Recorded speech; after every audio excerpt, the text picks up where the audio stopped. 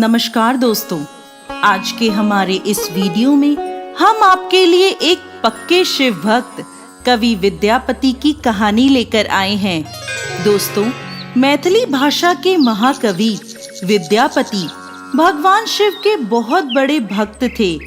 उन्होंने भगवान शिव पर अनेक गीतों की रचना की है और भगवान शिव विद्यापति की इन रचनाओं से प्रसन्न होकर स्वयं एक दिन अपना वेश बदलकर विद्यापति के पास चले आए और अपना नाम उगना बताया और उनसे कहने लगे, मेरा कोई नहीं है, मुझे अपने साथ रख लो, मैं आपकी सेवा कर दिया करूंगा। विद्यापति खुद बहुत गरीब थे, वे उगना को कैसे रखते, पर उगना ने जिद पकड़ ली और सिर्फ 2 वक्त की रोटी पर काम करने को तैयार हो गया। तब विद्यापति की पत्नी उन्हें रखने को तैयार हो गईं। एक दिन विद्यापति राजा के दरबार में जा रहे थे।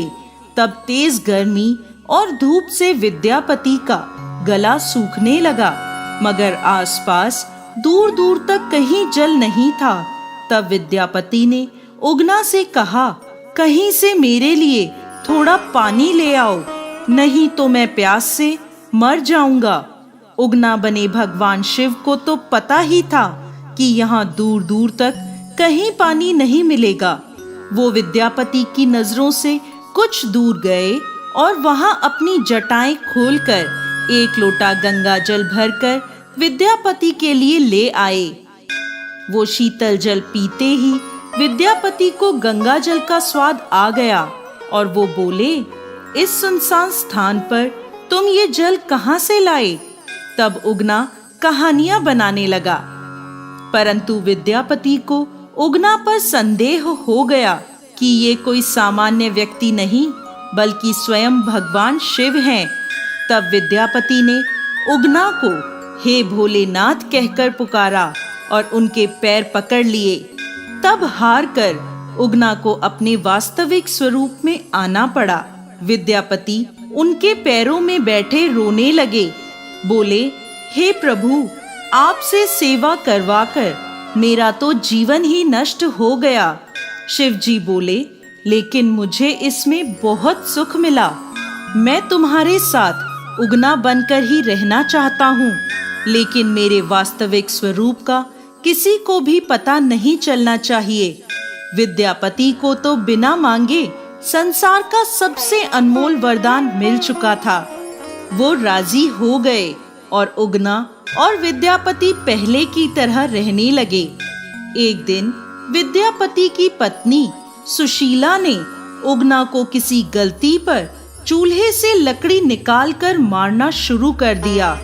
उसी समय विद्यापति वहां आ गए और अचानक उनके मुंह से निकला, अरे मूर्ख, ये तुम क्या कर रही हो?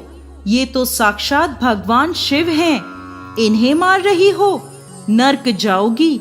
विद्यापति के मुंह से जैसे ही ये बात निकली, भगवान शिव अंतर्ध्यान हो गए।